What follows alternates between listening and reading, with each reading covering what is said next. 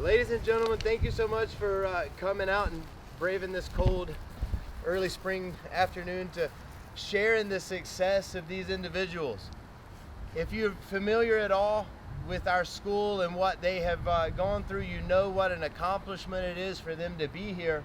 But if you are unfamiliar with it, it's anywhere between 5 and 10 years of multiple times per week going in and getting beat up, getting thrown on the ground, getting hit with sticks, getting choked, getting drugged, pinned against the mat, pinned against the wall, and having to come back and do it over and over and over again so that eventually you stop becoming the nail and you start becoming the hammer.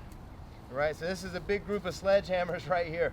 And I know if you're here watching them, you know that. You probably have seen it in their personality. Now, anybody that knows anybody, have you seen a change in these individuals since the time that they've started training? Just a show of hands, right?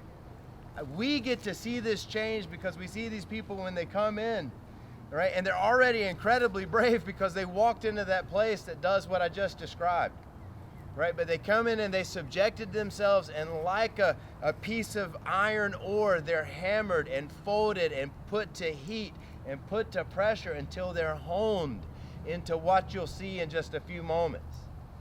Now, this is a speech that I just gave them, so I apologize, but not many people in our world participate in something long enough to get something like a black belt.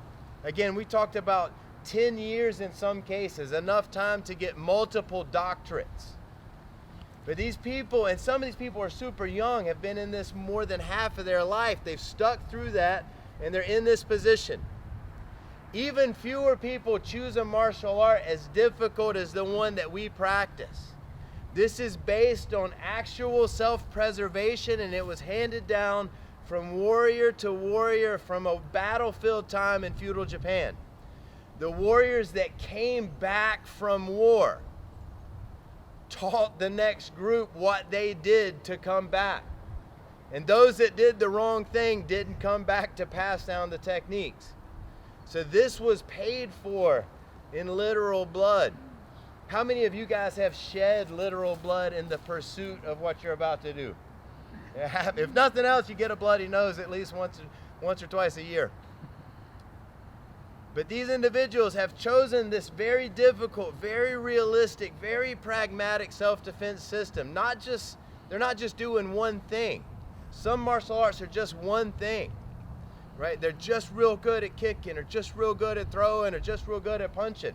And I'm not taking away from those pursuits, incredibly valuable pursuits, but these individuals chose to get good at all of that. And how to fight with a chain, how to fight with a big stick, a little knife, a big sword, what to do if there's multiple attackers coming, how to defend ourselves if we're pinned down or choked, and also how to do those skills, how to be protectors. Right? Not to be bullies. There's a huge spiritual component to this martial art that's missing in a lot of our pursuits in today's world. And that, I believe, is even more admirable and difficult a pursuit as the physical activities they've done. Not only have they done all of that, they've gotten it at this school. This Chapel Hill Quest Martial Arts School has an incredibly high standard for the people that we promote to black belt. So please be incredibly proud of these individuals when they come up and show you what they're capable of. The last layer of the complexity is that they've done this and they've prepared for this in the midst of a pandemic that has shut down our entire world. The entire world stopped, and they kept showing up. They kept training. They kept pushing through situations where they couldn't.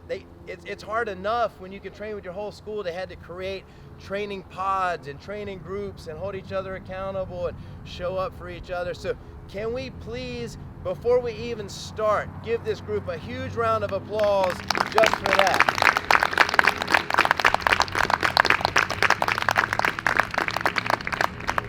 And all of you out here have played a role in this, whether you know it or not. Your support for these individuals, allowing them the time to come into this pursuit, because it's a time demanding thing.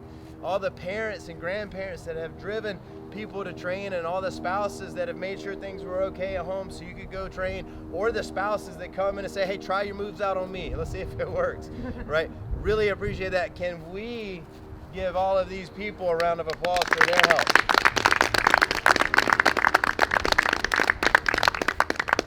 So what we're going to do is we're going to call up each of these individuals to showcase a demonstration that they've prepared.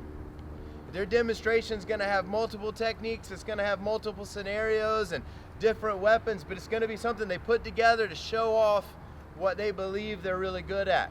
And then after that, we're going to call them back up, and we're going to have them do it totally at random. They don't know what's going to come in. It could be a punch, could be a tackle, could be a knife, could be a stick. Somebody could throw you on the ground, and they've got to respond. So watch for that. Now, what we're not going to have today is what I believe a lot of people think martial arts is going to be. So I challenge you to open your mind and truly try to appreciate the magic that these individuals are going to show. Are you guys ready? Yes, sir. That was a big build-up, and I'm sorry. Right? A little bit of pressure.